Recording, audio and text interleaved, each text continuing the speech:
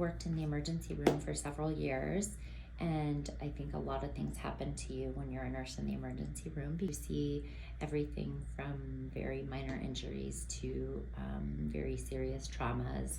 People that came in repeatedly for the same complaint or the same health issue, a lot of those happen to be patients with chronic pain.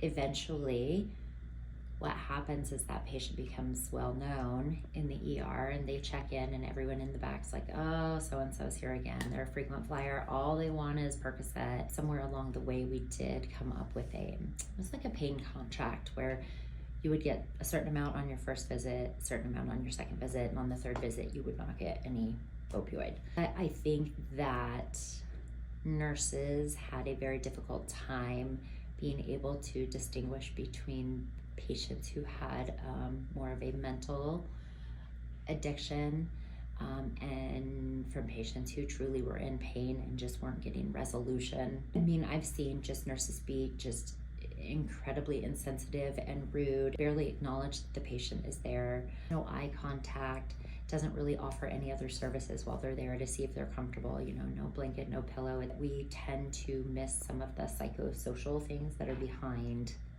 why they're actually there. We have this preformed idea that really all they are is drug seeking. That spreads like wildfire. And so then it's not just one nurse that's doing that to that patient, it's everybody. I do think that it can sometimes mask if a patient really is having a symptom that might have changed a little bit from last time, because we have these preconceived notions of what they're actually there for. It can be dangerous. Sometimes once you've experienced it personally or watched someone that you love experience it personally, it really does change who you are.